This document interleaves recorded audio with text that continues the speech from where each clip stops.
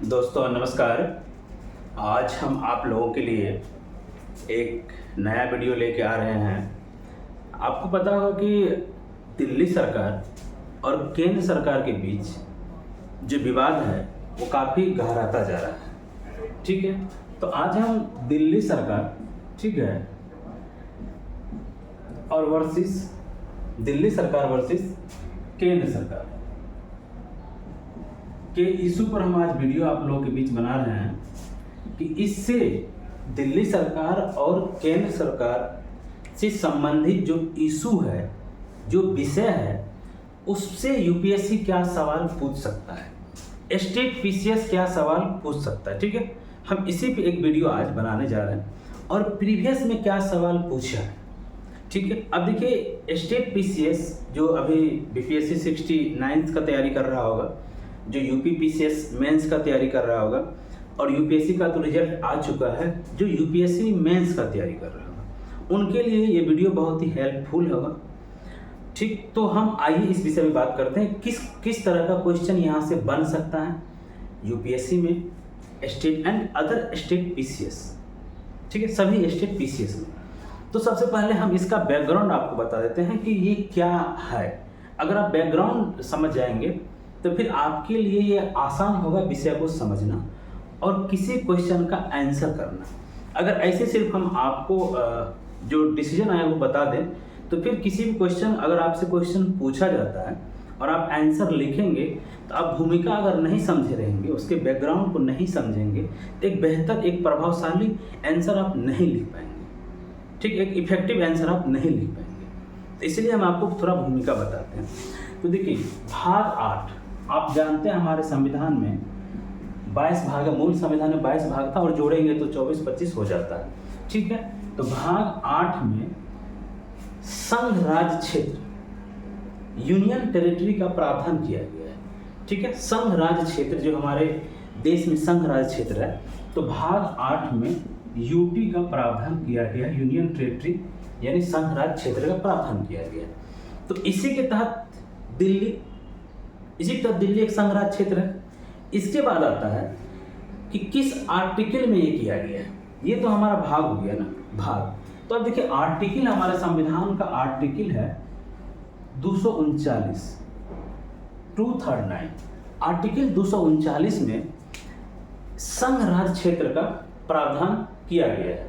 ठीक है, और इसी 239 आर्टिकल में ये लिखा गया है कि संघ और राज्य क्षेत्र, संघ राज्य क्षेत्र जो यूनियन टेरिटरी है, जो इसका प्रशासन है, ये 239 आर्टिकल में लिखा हुआ है कि संघ राज्य क्षेत्र का प्रशासन जो है वो राष्ट्रपति, ठीक है, आप ऐसे नोट्स बना सकते हैं, राष्ट्रपति या राष्ट्रपति के द्वारा नियुक्त कोई व्यक्ति।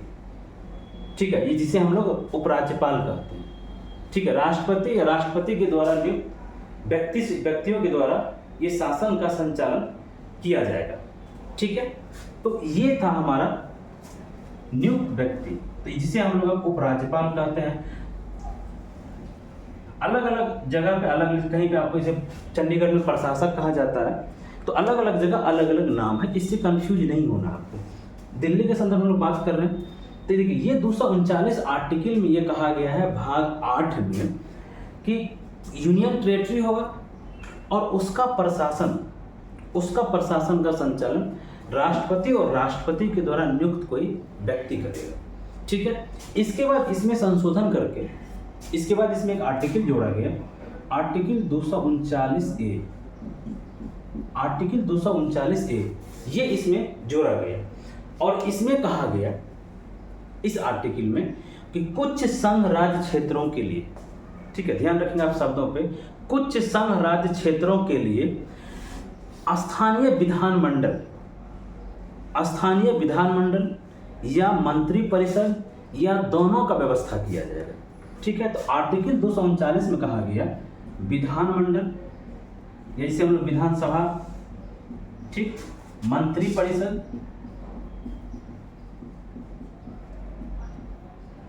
परिषद या दोनों, यहाँ पे या लगा हुआ है, ठीक है, या दोनों।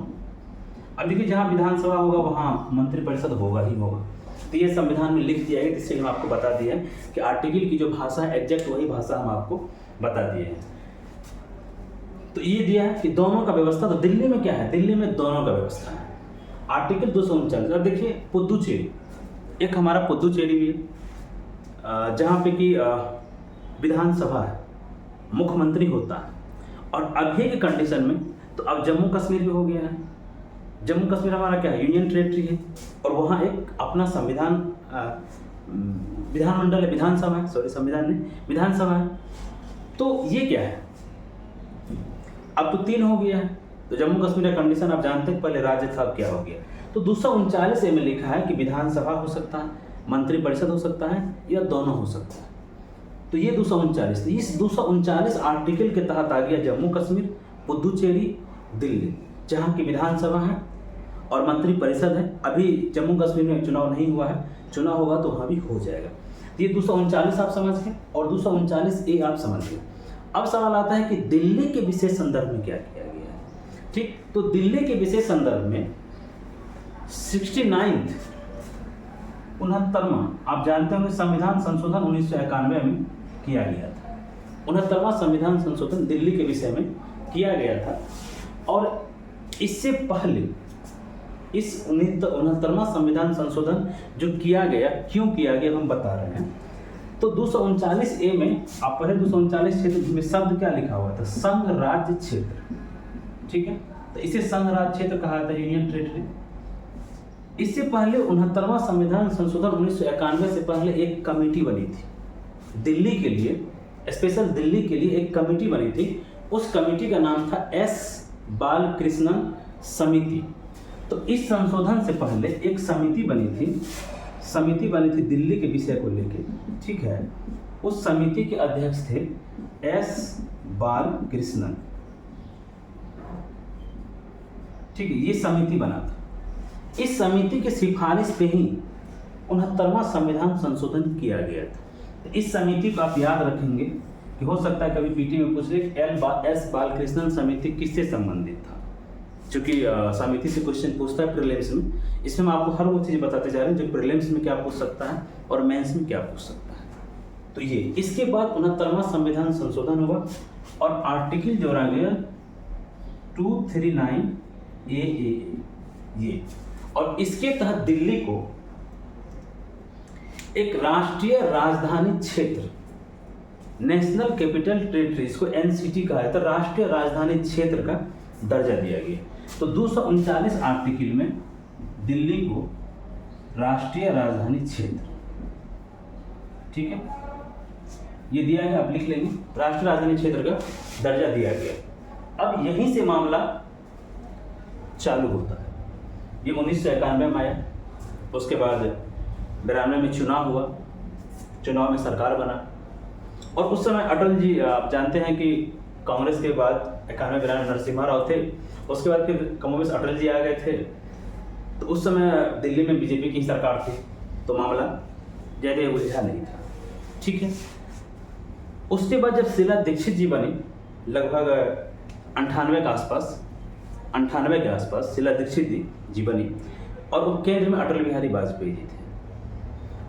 तो वहाँ पे मामला बहुत अधिक उलझा नहीं, क्योंकि दोनों, अटल बिहारी वाजपेयी जी बहुत नैतिक राजनेता थे, वो बहुत नैतिक व्यक्ति थे, नैतिक राजनेता थे, तो मामला उलझा नहीं। फिर आप देखिए, जब अटल जी चले गए 2004 में कांग्रेस सरकार आ गई, केजरीवाल जी 2015 में दिल्ली के मुख्यमंत्री पहली बार बने, 15 या 13 मुझे ध्यान नहीं है अभी, आप देख लीजिएगा, ये कोई इशू नहीं है। तो 2004 में जब कांग्रेस सरकार बनी और शीला दीक्षित दिल्ली के मुख्यमंत्री थे, तो दिल्ली में कांग्रेस और केंद्र में कांग्रेस, तो मामला आराम से चलता रहा, कोई दिक्कत नहीं हुआ। दिक्कत तब आई जब केजरीवाल जी दिल्ली में आए, बिल्कुल नई पार्टी, और केंद्र में अलग बीजेपी की सरकार, तो मामला यहाँ से खींचतान शुरू हुआ। अब देखिए 239 आर्टिकल में ये बात स्पष्ट लिखा है कि किन किन क्षेत्रों पर प्रशासन दिल्ली सरकार करेगा और किन क्षेत्रों पर प्रशासन केंद्र सरकार करेगा। तो यहाँ पे 3 शब्द हम ऊपर वाले को थोड़ा मिटाते हैं, क्योंकि हमें कुछ लिखना है, नहीं तो इधर हम लिख देते हैं आपको। ठीक है, इसमें कहा गया है कि पुलिस, आप जानते हैं पुलिस, सार्वजनिक व्यवस्था, इसको कहते हैं पब्लिक ऑर्डर, सार्वजनिक व्यवस्था जिसको हम लोग कहते हैं पब्लिक ऑर्डर, और एक हो गया लैंड यानी इसको कहते हैं भूमि। इस 3 विषय पर दिया कि केंद्र सरकार कानून बनाएगा और बाकी सभी इशू पर राज्य सरकार कानून बनाएगा। ये तो हम आपको क्या बताएं, ये तो हमारा संविधान का प्रावधान, कॉन्स्टिट्यूशन का ये प्रावधान है कि इन 3 विषय पर केंद्र सरकार कानून बनाएगी और बाकी विषय पर राज्य सरकार कानून बनाएगा। ये प्रावधान है आर्टिकल 239 में। लेकिन मामला तब फंसा जब केजरीवाल जी आए और केंद्र में नई सरकार आई। तो भारत सरकार का जो ये देखिए, जो सुप्रीम कोर्ट का ये पूरा हमारा बेसिक बैकग्राउंड है कि किस आर्टिकल में क्या लिखा हुआ है। अब जो यहाँ तक कोई विवाद नहीं है, मामला आया नौकरशाही का, जिसको हम लोग कहते हैं सर्विस। सर्विस कौन डिलीवर करता है? नौकरशाही, आईएएस अधिकारी। अब देखिए राज्य में क्या होता है, राज्य का अपना पीसीएस होता है, वो पीसीएस का एग्जाम लेता है, पीसीएस के तहत वो अधिकारी को नियुक्त करता है। लेकिन दिल्ली के साथ ऐसा कंडीशन नहीं है, क्योंकि दिल्ली यूनियन टेरिटरी है, दिल्ली का अपना कोई पीसीएस एग्जाम नहीं लेता है।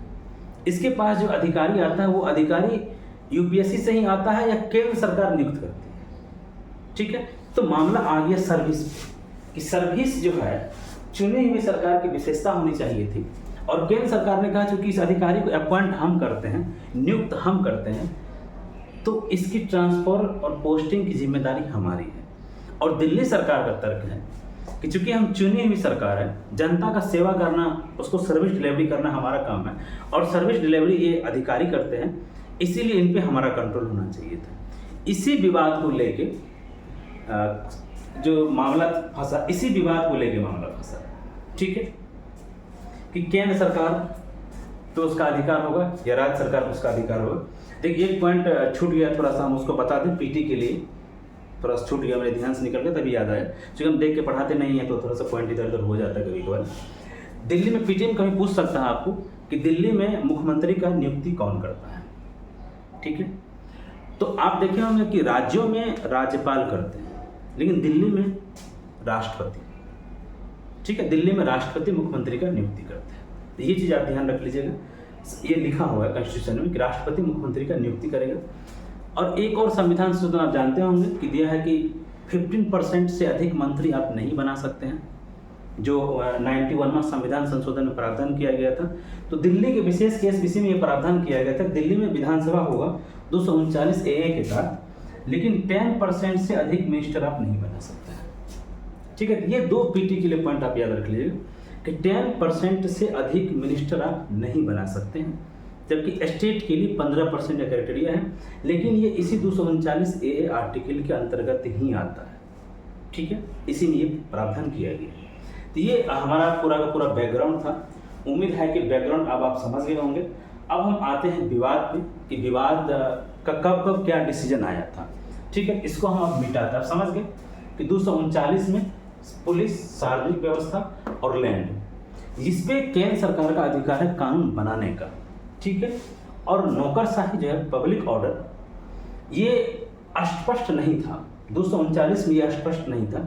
लेकिन इससे पहले चूंकि सरकारें समान विचारधारा की रही थी, तो ये मैटर कभी उनके सामने आया नहीं था कि किसका कंट्रोल होना चाहिए था। लेकिन जब केंद्र में और दिल्ली में अलग अलग विचारधारा की सरकार आई तो ये मैटर उठ के आया। ठीक है, चलिए अब इससे एक क्वेश्चन 2018 में पूछा गया था, यूपीएससी ये सवाल पूछा था 2018 में। वो सवाल हम आपको दिखाते हैं कि क्या यूपीएससी सवाल पूछा था 2018 में, और फिर क्या उसका आंसर हम लिखते, और आगे क्या सवाल यहाँ से पूछा जा सकता है, क्या सवाल बन सकता है।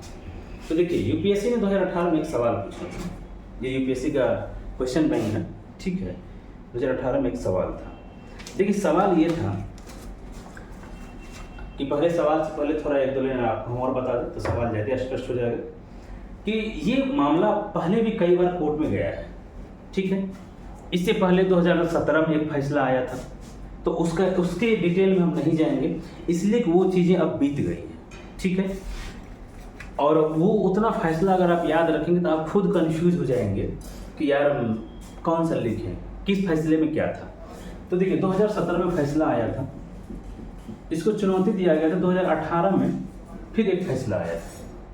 2018 में जो फैसला आया था, उस 2018 में फैसला ये सुनाया था कोर्ट ने कि जो पब्लिक सर्विस है, जो सेवा है, जो सेवाओं की डिलीवरी है, इसमें ये सुनाया था कि ये दिल्ली सरकार करेगी। ये दिल्ली सरकार के पक्ष में फैसला आ गया। तो 2018 का जो फैसला था यह दिल्ली सरकार के पक्ष में आ गया था कि नहीं, सर्विस पर, सेवाओं पर दिल्ली चुनी हुई सरकार का कंट्रोल होगा। ये 2018 में फैसला आया था। उसी बार 2018 में यूपीएससी क्वेश्चन पूछता है इससे कि देखिए, क्या उच्चतम न्यायालय का निर्णय, ठीक है, सवाल है क्या उच्चतम न्यायालय का निर्णय जुलाई 2018, तो जुलाई 2018 में फैसला आया था।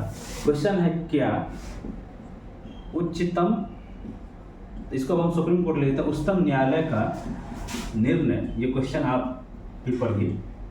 निर्णय जुलाई 2018 लिखा हुआ है। दिल्ली के उपराज्यपाल, निर्णय दिल्ली के उपराज्यपाल, ठीक है, और निर्वाचित सरकार के बीच, उपराज्यपाल और निर्वाचित सरकार के बीच, राजनीतिक कसमकस को निपटा सकता है, के बीच राजनीतिक कसमकस, ठीक है, राजनीतिक कसमकस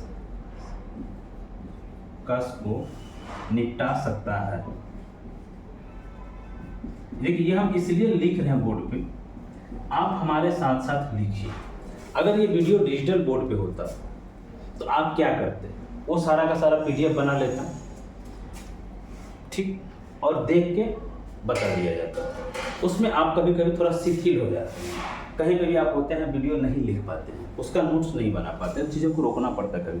लेकिन आप हमारे साथ लिखते जाइएगा तो आपको दिक्कत नहीं होगा। इसलिए कि हम लिख रहे हैं, हम आपको टाइम दे रहे हैं, वहाँ पे उतना टाइम नहीं मिलता। मेरे साथ आप लिख लीजिए, इसीलिए हम चीज़ों को लिखते हैं और इससे हमें भी चीज़ें याद होती है, ठीक है, क्योंकि हम भी पढ़ाते हैं तो हमें भी कब कौन सा लड़का क्या सवाल पूछते मुझे भी नहीं पता होता है, इसलिए हमें भी काफ़ी अपडेट रहना पड़ता है।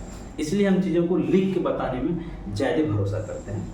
अब कह रहा है परीक्षण कीजिए, निपटा सकता है, परीक्षण कीजिए, ठीक है, क्वेश्चन देख लीजिए, परीक्षण कीजिए।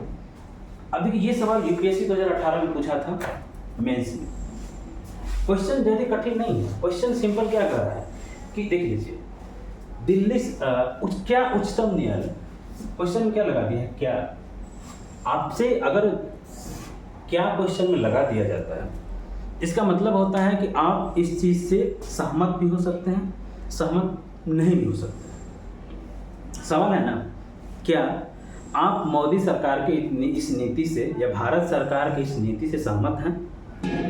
हाँ सहमत हैं या नहीं सहमत? तो हम नहीं हैं, तो आप अपने पक्ष में फिर तर्क देते हैं।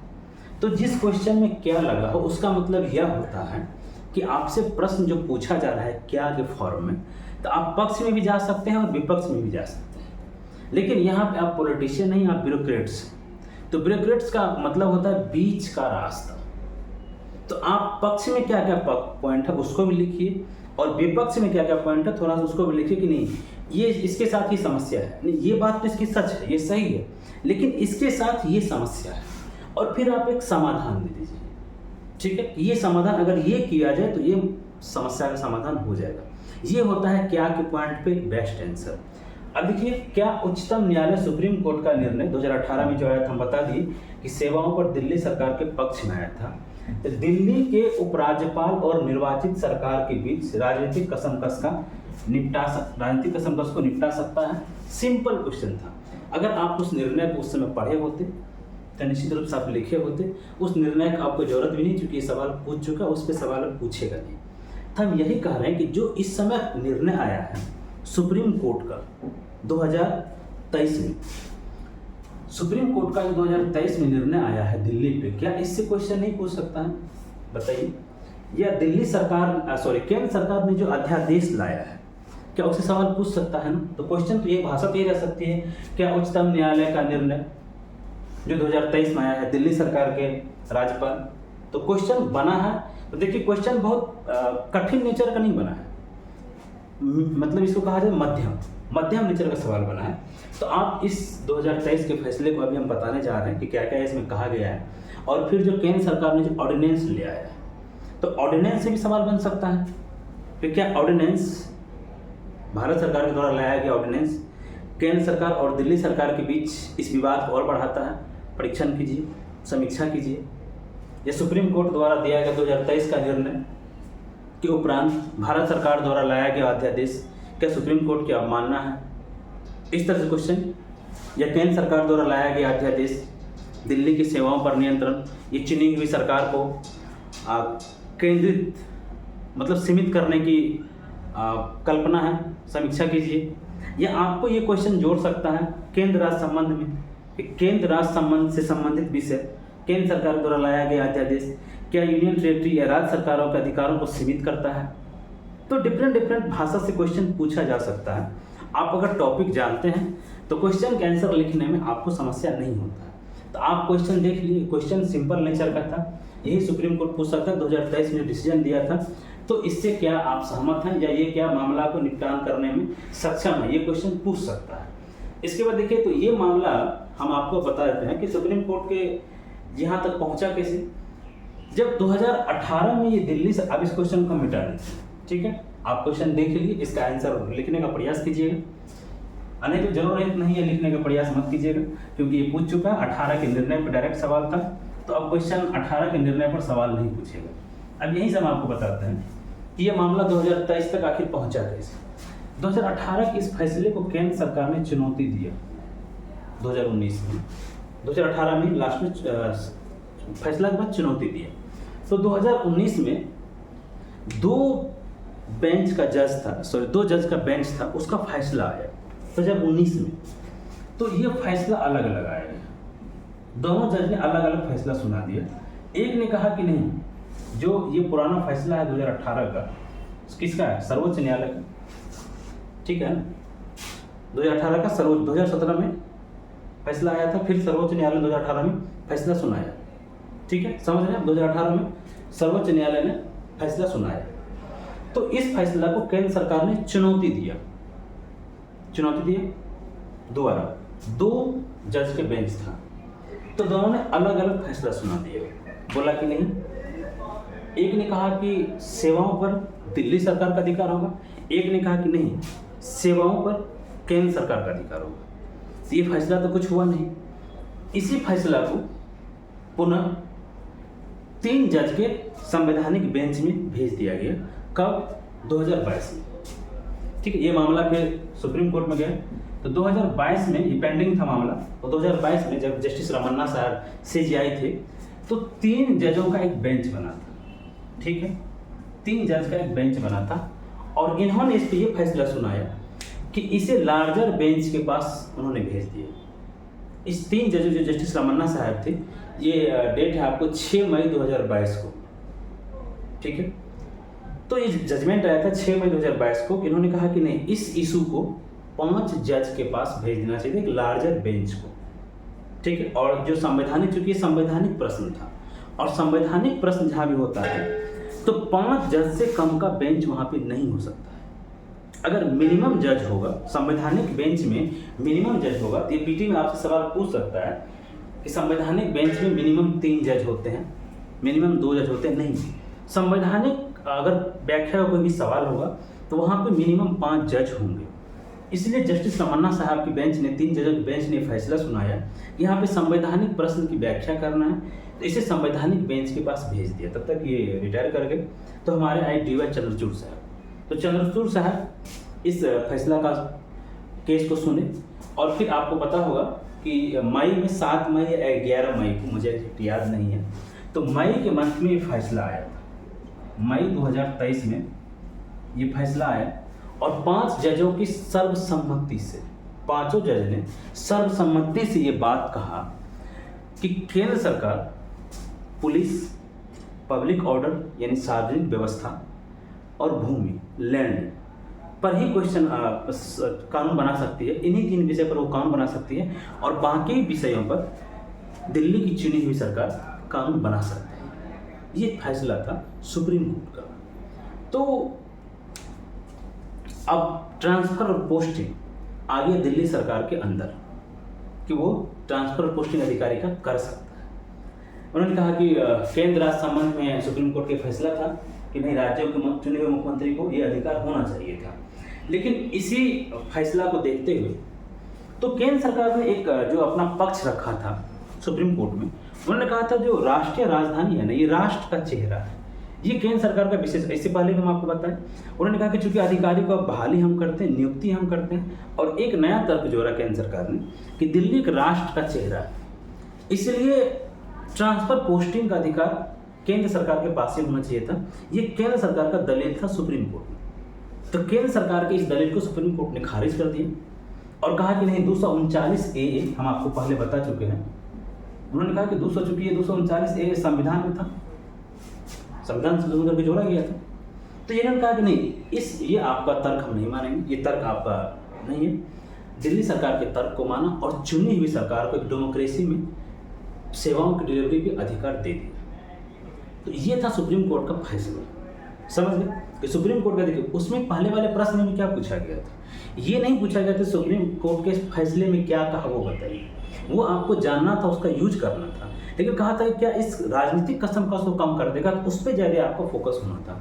अब यहाँ पे भी फैसला सुना दिया 5 जज की बेंच ने कि नहीं, ये जो सेवाओं का अधिकार किसका होगा, दिल्ली सरकार का। अब केंद्र सरकार ने क्या किया, इसी के लिए एक अध्यादेश ले आया। ठीक है, इसको हम मिटाते हैं थोड़ा सा। अब 2022 का हम फैसला बताते हैं आपको, 2023 का, कि केंद्र सरकार ने क्या ऑर्डिनेंस लाया। केंद्र सरकार ने एक ऑर्डिनेंस लाया, उस ऑर्डिनेंस का नाम है राष्ट्रीय राजधानी क्षेत्र दिल्ली सरकार। इस अध्यादेश का नाम है राष्ट्रीय राजधानी क्षेत्र दिल्ली सरकार। ठीक है, राष्ट्रीय राजधानी क्षेत्र दिल्ली सरकार संशोधन। ठीक है, संशोधन अध्यादेश 2023, ये नाम है इस अध्यादेश का। ये आपको याद होना चाहिए था, ये आपको याद होना चाहिए था। अगर ये नाम आप अपने आंसर में लिखेंगे तभी एग्जामिनर आपसे प्रभावित होगा, इन्फ्लुएंस होगा कि नहीं, लड़का का कॉन्सेप्ट क्लियर है। ऐसे आप लिखते हैं केंद्र सरकार ने एक अध्यादेश लाया तो मामला बनेगा नहीं, और इस अध्यादेश का बहुत कम चर्चा किया गया था। तो ये अध्यादेश लाया गया केंद्र सरकार के द्वारा। अब देखिए, केंद्र सरकार भी असंवैधानिक काम तो नहीं करेगा ना, आखिर सुप्रीम कोर्ट के फैसला को पलटे है केंद्र सरकार, तो वो भी तो संविधान कोई किसी आर्टिकल का रेफरेंस लेगा। तो हम आपको स्टार्टिंग में ही बता चुके हैं कि 239 आर्टिकल 239 उसमें क्या कहा गया, 239 में, आर्टिकल 239 में कहा गया है ना कि केंद्र राज्य जो हमारा यूनियन टेरिटरी संघ राज्य क्षेत्र, उसका प्रशासन जो है, आर्टिकल 239, उसका प्रशासन राष्ट्रपति या राष्ट्रपति के द्वारा नियुक्त व्यक्ति, 239 में कहा गया है राष्ट्रपति या राष्ट्रपति के द्वारा नियुक्त व्यक्ति, हम आपको बता चुके हैं। तो इसी आर्टिकल को आधार बना के केंद्र सरकार और राष्ट्रीय राजधानी क्षेत्र एक राष्ट्र का चेहरा है, दिल्ली एक राष्ट्र का चेहरा है, इस लॉजिक को आधार बना के केंद्र सरकार ने ये अध्यादेश लाया। ठीक है, और जो सुप्रीम कोर्ट का जो फैसला आया है 5 जज का, उसमें भी रिव्यू पिटीशन केंद्र सरकार ने दायर किया है कि इसे एक बार पुनः रिव्यू किया जाए। ठीक है, तो रिव्यू पिटीशन दायर किया है और ये अध्यादेश लाया। अब देखिए, इस अध्यादेश में क्या कहा गया है, केंद्र सरकार ने इस अध्यादेश में क्या कहा है।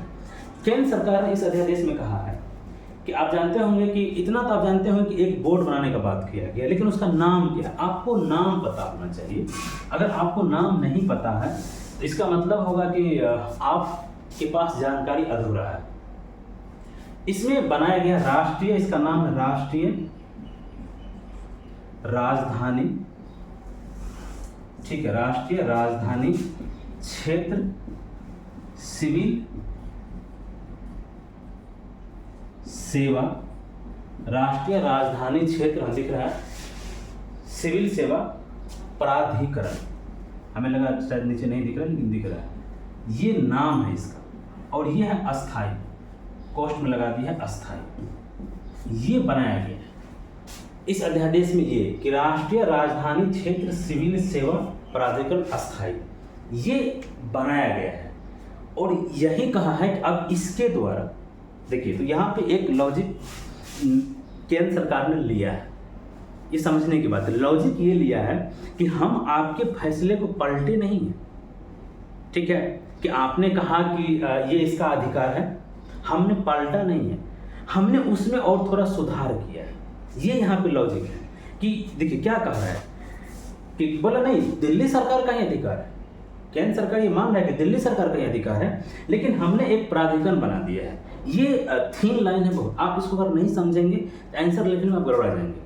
क्योंकि अगर ये कहता कि केंद्र सरकार अगर अध्यादेश में ये बात कहता कि नहीं, ट्रांसफर और पोस्टिंग का अधिकार केंद्र सरकार के पास रहेगा, और सुप्रीम कोर्ट ने कहा कि नहीं दिल्ली सरकार के पास रहेगा, तो ये अवमानना का केस बन सकता था, ये फैसला को पलटना हो सकता था। लेकिन ये सुधार है, केंद्र सरकार ने यही दलील दिया है, जब ये सवाल पूछा गया मीडिया में तो यही दलील दिया कि ये एक सुधार है। कहाँ है इसमें केंद्र सरकार का इन्वॉल्वमेंट ही नहीं है। उन्होंने कहा कि राष्ट्रीय राजधानी क्षेत्र सिविल सेवा प्राधिकरण हम बना दिए हैं, और इसके जो चेयरपर्सन है, अध्यक्ष हैं, वो मुख्यमंत्री जी हैं, वो दिल्ली के सीएम साहब हैं। तो सीएम साहब की अध्यक्षता में ही तो हम बनाए हैं कमेटी, और ये कमेटी सिविल सेवा अधिकारियों की ट्रांसफर करेगा, पोस्टिंग करेगा। हमें किसी को मतलब, केंद्र सरकार तो बोला कमेटी से अलग है। अब देखिए इसमें थोड़ा सा ये अप्रत्यक्ष तरीका थोड़ा सा होता है, कुछ चीज़ें प्रत्यक्ष होती है, कुछ चीज़ें अप्रत्यक्ष तरीके से होती है। इस प्राधिकरण में 3 लोग होंगे, 3 मेंबर होंगे, एक सीएम साहब जो अध्यक्ष होंगे, एक होंगे मुख्य सचिव जो दिल्ली सरकार का मुख्य सचिव है, जिसकी नियुक्ति केंद्र सरकार करता है, ठीक है, और एक होंगे प्रधान गृह सचिव, प्रधान गृह सचिव, ठीक है। ये 2 आदमी इसमें मेंबर होंगे, प्रधान गृह सचिव, समझ गए, ये 2 आदमी इसमें मेंबर होंगे। अब इसमें एक चीज और जो दिया है, केंद्र सरकार जैसे अप्रत्यक्ष रूप से कंट्रोल बता रहे हैं, इन दोनों की नियुक्ति केंद्र सरकार करता है, और ये कमेटी जो फैसला लेगा इस अधिकारी का नियुक्ति यहाँ होना चाहिए था, इस अधिकारी का नियुक्ति यहाँ होना चाहिए था। तो ये सहमति से नहीं रहा है कि ये आम सहमति से कि तीनों आदमी सहमत हो तब आप फैसला लीजिए, नहीं, ये बहुमत से दिया है। देखिए सहमति, आम सहमति और बहुमत में अंतर होता है। आम सहमति का मतलब हुआ कि तीनों आदमी सहमत, और बहुमत का मतलब है कि 2 आदमी सहमत हो, एक आदमी सहमत नहीं हुआ तो अल्पमत में आ गया, 2 आदमी सहमत, हम दोनों बहुमत में हैं। तो यहाँ कहा गया कि ये जो फैसला लेगा ये बहुमत से फैसला लेगा, ठीक है, बहुमत से फैसला लेगा। अब दिल्ली सरकार को यही आपत्ति है कि ये दोनों तो केंद्र सरकार का अधिकारी है, ठीक है, ये दोनों एक सहमत हो जाएगा, ये बहुमत में आ जाएगा और हम अल्पसंख्यक हो जाएंगे, तो फिर हमारा बात तो सुना नहीं जाएगा, तो अप्रत्यक्ष रूप से तो केंद्र का ही कंट्रोल हो गया। एक तो ये एक आपत्ति है दिल्ली सरकार का इसमें, ठीक है। और दूसरा जो आपत्ति है इसमें कहा गया है कि इसके ये कमेटी जो है, ये जो प्राधिकरण है, ये सिफारिश करेगी अपनी बातों को राज्यपाल को, सॉरी उपराज्यपाल, ये उपराज्यपाल को सिफारिश करेगा अपनी बातों को कि किस अधिकारी का पोस्टिंग कहाँ करना है। और सपोज कीजिए अगर ये तीनों सहमत भी हो गया और उस चीज़ से उपराज्यपाल सहमत ना हो, उसको लगे कि नहीं इस अधिकारी का ट्रांसफर नहीं होना चाहिए था, तो उपराज्यपाल साहब उनकी बातों को मानने के लिए बाध्य नहीं है। उपराज्यपाल साहब अपने विवेक से निर्णय ले सकते हैं। तो ये एक नया पेज है, अगर तीनों आदमी यहाँ सहमत हो भी गए तो उपराज्यपाल साहब के पास ये अधिकार है कि वो इसे खारिज करके अपनी संस्तुति दे सकते हैं कि नहीं इस अधिकारी का पोस्टिंग यहाँ नहीं यहाँ होगा। तो ये दिल्ली सरकार की आपत्ति है इस पे। तो ये पूरा विवाद हम बता दिए कि सुप्रीम कोर्ट ने क्या डिसीजन दिया, ये अध्यादेश लाया भारत सरकार ने, राष्ट्रीय राजधानी क्षेत्र दिल्ली सरकार संशोधन अध्यादेश 2023, ठीक। तो सुप्रीम कोर्ट के फैसले, आप ये नहीं कहेंगे कि सुप्रीम कोर्ट के फैसले को पलट दिया। अगर आप ये चीज़ कहेंगे तो ये राजनीति की भाषा है, ये टीवी प्रवक्ताओं की भाषा है, ये एक ब्यूरोक्रेट्स की भाषा नहीं है। आप ऐसे नहीं कहेंगे कि पलट दिया। उसमें संशोधन किया गया है, उसमें सुधार किया गया, सुझाव दिया गया है, सुधार किया गया। आप ये बात कहेंगे, ना कि ये कहीं पलट दिया। ये टीवी प्रवक्ताओं की भाषा है और हमेशा प्रवक्ताओं की भाषा आप न बोलें। जब आप ब्यूरोक्रेसी का तैयारी छोड़ के या ब्यूरोक्रेसी से रिटायर होके आप पॉलिटिक्स ज्वाइन करेंगे तो फिर आप भाषा बोलें, कोई आपत्ति नहीं, लेकिन जब तक आप तैयारी कर रहे हैं आप प्रवक्ताओं की भाषा न बोलें, ठीक। तो अब उसके बाद ये संशोधन लाया और राष्ट्रीय राजधानी क्षेत्र बना दिया और पूरा प्रावधान आप इसका बता दिए। अब क्वेश्चन हम जो 2018 में यूपीएससी पूछा तो वो क्वेश्चन भी आपको बता दिए। अब इससे क्या क्वेश्चन बन सकता है, आप इतना चीज़ों को याद रखेंगे, कोई भी क्वेश्चन बनेगा आप उसको टैकल कर लेंगे। क्वेश्चन या तो अध्यादेश से पूछेगा, क्या भारत सरकार के द्वारा लाया गया अध्यादेश सुप्रीम कोर्ट के फैसले से असंगत है, टिप्पणी कीजिए। क्वेश्चन ये हो सकता है कि भारत सरकार द्वारा लाया गया फैसला अध्यादेश सुप्रीम कोर्ट के फैसले से असंगत है, टिप्पणी कीजिए। या यही लगा दें कि भारत सरकार द्वारा लाया गया अध्यादेश, ये जो अध्यादेश है हमारा, दिल्ली और केंद्र सरकार के बीच राजनीतिक कसमकस को कम कर देगा, समाप्त कर देगा, सुलझा देगा, टिप्पणी कीजिए, ठीक। ये सुप्रीम कोर्ट का 2023 का में दिया गया फैसला और केंद्र सरकार द्वारा लाया गया अध्यादेश, दोनों कैसे एक दूसरे को कंट्राडिक्ट करता है, टिप्पणी कीजिए। तो इस तरह का क्वेश्चन आपसे पूछ सकता है, तो आप इस चीज़ को तैयार रखेंगे। आप किसी भी एग्जाम का तैयारी कर रहे हो, अगर आपको मेंस लिखना हो, यूपीएससी हो, बीपीएससी हो, उत्तर प्रदेश पीसीएस हो, मध्य प्रदेश पीसीएस हो, झारखंड पीसीएस हो, तो आप इस टॉपिक को तैयार रखेंगे।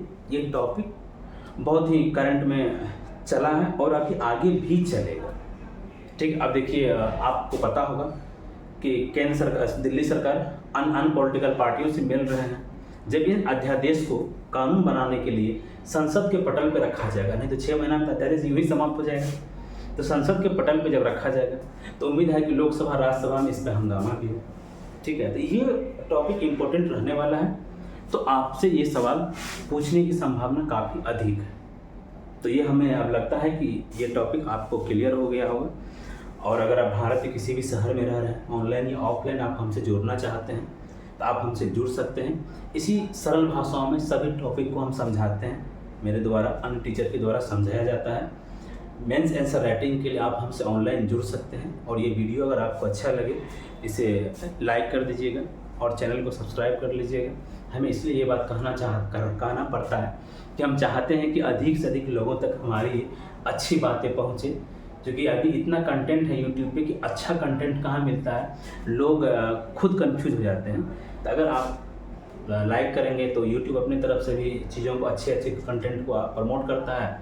तो उम्मीद है कि आप इसे लाइक और सब्सक्राइब करेंगे। बहुत बहुत धन्यवाद।